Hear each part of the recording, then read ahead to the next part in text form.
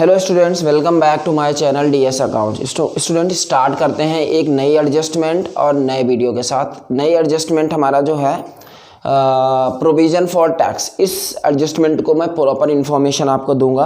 Question सबसे पहले search करते हैं। क्वेश्चन का नाम है क्वेश्चन जो हमारा है उस कंपनी का नाम है विवेक लिमिटेड। क्वेश्चन नंबर 36 है और इसकी पहचान आप कैसे ढूंढेंगे। शेयर कैपिटल हमारी 290 और 250 की दी है। सर्च पहले क्वेश्चन करिएगा, फुल फ्लेश क्वेश्चन, जहाँ पर हेडिंग पड़ी है preparation of cash flow statement, वहाँ से क्वेश्चन उठाएंगे।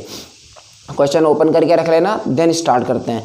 तो सबसे पहला पॉइंट है शेयर कैपिटल 250 से 290 हुआ। 250 से 290 तो इशू ऑफ शेयर हम लिखेंगे फाइनेंसिंग में 40,000 प्लस का।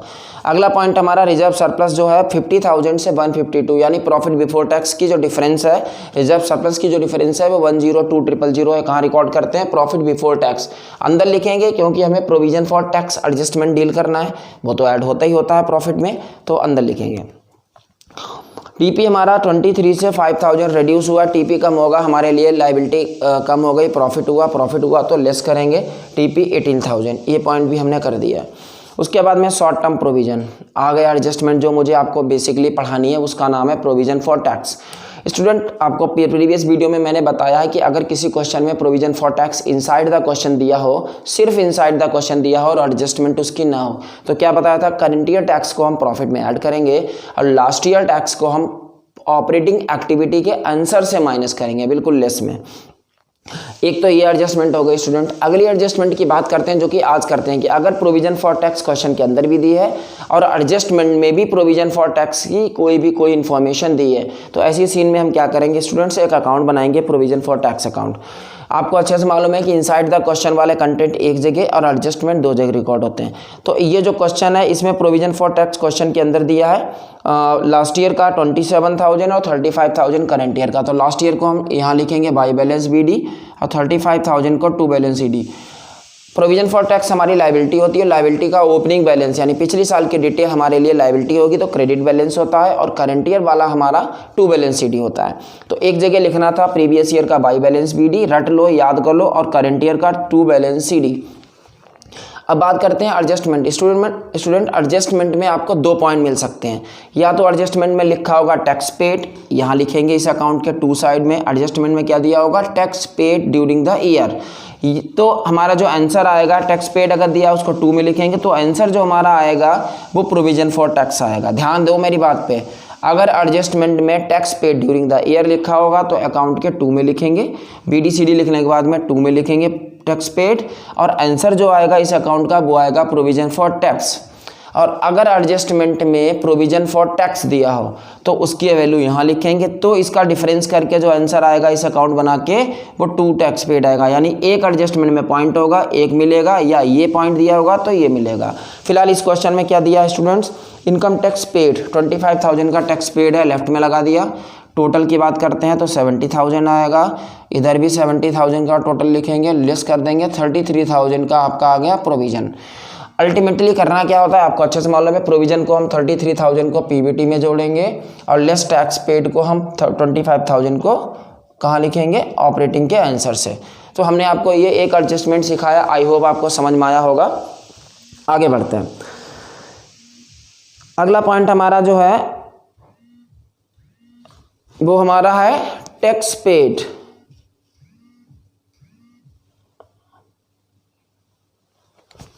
नेक्स्ट हमारी एडजस्टमेंट है स्टूडेंट्स, वो है टेंजिबल एसेट। टेंजिबल एसेट की बात करते हैं तो 140 से 150 हमारी हो गई टेंजिबल एसेट। 10,000 रुपये से हमारी टेंजिबल एसेट बढ़ गई है। कहाँ लिखेंगे स्टूडेंट्स? इन्वेस्टिंग एक्टिविटी में परचेज ऑफ टेंजिबल एसेट। लेकिन इसमें एडजस्टमेंट लगी हुई है, तो थोड़ा वेट करके फिर इसके बारे में बताते हैं। नेक्स्ट पॉइंट है हमारा इंटेंजिबल एसेट। हमारी ये 10,000 रुपये से कम हुई है, नॉन कैश आइटम में आएगी 10,000 की, जिसको हम बोलते हैं goodwill right of. Goodwill right of, ये पॉइंट भी हमारा हो गया है। उसके बाद में हम बात करते हैं इन्वेंट्रीज की। 45 से 95 हमारी इन्वेंट्री इंक्रीज हो गई है 50,000 से। कहाँ आएंगे स्टूडेंट्स? इन्वेंट्री हमारी जो है ना कितने की, दोबारा देख रहा हूँ मैं, इन्वेंट्री हमारी 50,000 से बढ़ गई है, तो कहाँ लिखेंगे इन्वेंट्री? 50,000 की लेस में। नेक्स्ट पॉइंट है स्टूडेंट्स TR, ये हमारा 80,000 से बढ़ गया है, सेम आएगा TR, काम खत्म। अब हम आपको बताना चाहेंगे इस क्वेश्चन में जो बेसिकली जो बात है, मेन बात है वो ये है स्टूडेंट्स, मेन जो बात है वो है tangible asset. Tangible asset question के अंदर भी दिया है और क्वेश्चन के बाहर भी दिया है। तो टेंजेबल एसेट में हम क्या करेंगे, अकाउंट बनाएंगे। जैसे बिल्डिंग दिया हुआ है और प्लांट दिया हुआ है, दोनों के अकाउंट बनाते हैं। इसको हम रिमूव कर दे रहे हैं क्योंकि ये हमारा काम खत्म हो चुका है प्रोविजन फॉर टैक्स अकाउंट का। बिल्डिंग अकाउंट बनाना है और एक, तो सबसे पहले हम बिल्डिंग अकाउंट की बात करते हैं।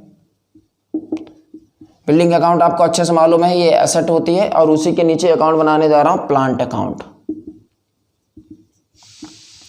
दोनों ही एसेट होती हैं, दोनों का ही पिछले साल का opening balance to balance BD होगा और बाई बैलेंस CD होगा current year. To balance BD by balance CD। Question के अंदर के कंटेंट उठाएंगे हम। सबसे पहले बिल्डिंग अकाउंट का।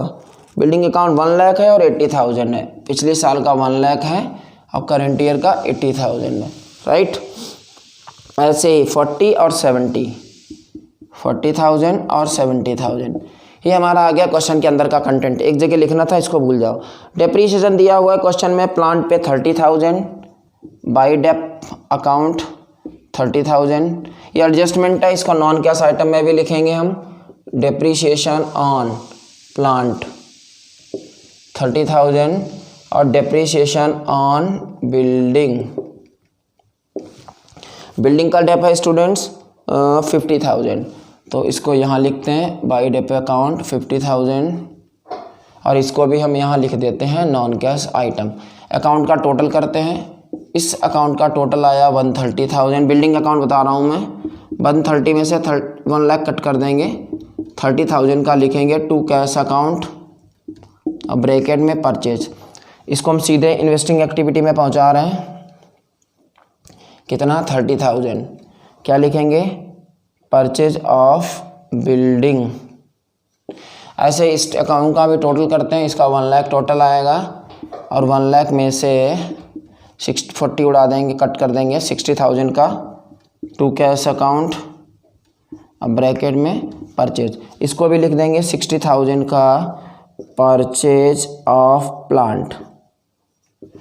कंप्लीट करते हैं। इसके अलावा क्वेश्चन में कुछ है नहीं, तो आंसर चेक करते हैं। सबसे पहले हम फाइनेंसिंग का सीधे 40,000 का प्लस का नेट कैश फ्लो। इन्वेस्टिंग का सीधे बात करते हैं, चेक करते हैं पहले। 90,000 बिल्कुल सही आ रहा है, 90,000 सीधे बाहर। हाँ, एक मुझसे मिस्टेक हुई है, मैं रिव्यू कर रहा हूँ। जो फाइनेंसिंग एक्टिविटी है उसमें मैंने इशू ऑफ शेयर लिखा हुआ है स्टूडेंट, तो मैंने डायरेक्टली शेयर कैपिटल को रिड्यूस करके 250 और 290 को कट करके मैंने फाइनेंसिंग में लिख दिया है डायरेक्टली। बट इस क्वेश्चन में मेरी नज़र बाद में पड़ी थी कि नोट्स टू अकाउंट में प्रीफरेंस और इक्विटी दोनों सेपरेट हेडिंग पड़ी हुई है, तो कोई इशू नहीं है। हम नोट्स टू अकाउंट वाला कंटेंट देखेंगे। इक्विटी शेयर कैपिटल की जो वैल्यू है वो 2 लाख से 250 हुई है, तो इशू ऑफ शेयर में, इशू ऑफ इक्विटी शेयर में लिखेंगे प्लस का 50,000 और प्रीफरेंस शेयर हमारा जो है ना वो 50 से 40, यानी हमने रिडीम कर दिया 10,000 का, तो 50,000 हमारा इशू ऑफ शेयर आएगा इक्विटी का और प्रीफरेंस का रिडम्पशन आएगा 10,000, तब हमारा आंसर 40,000 आएगा। तो इसको जरूर कर लीजिएगा। ऑपरेटिंग के आंसर की बात करते हैं, तो ऑपरेटिंग का हमारा PBT आ गया 135। इसका टोटल यहाँ तक 135 और 10, 135, 145, 150, 180 हमारा ऑपरेटिंग प्रॉफिट आ गया। 180 में हम यहाँ वर्किंग नोट कर ले रहे हैं। 180 में हम ऐड करने वाला कुछ है ही नहीं। 25 और 50, 75 और 80, 155, 155, 165, 173 माइनस करेंगे, 173। सही करते हैं, 173 आई थिंक सही आ रहा होगा। 18, इन्वेंट्री 50, TR 80 और less tax paid, TP check करते हैं, कुछ गड़बड़ है। 135, 145, 175, हाँ ये गलत है। 175 और ये 225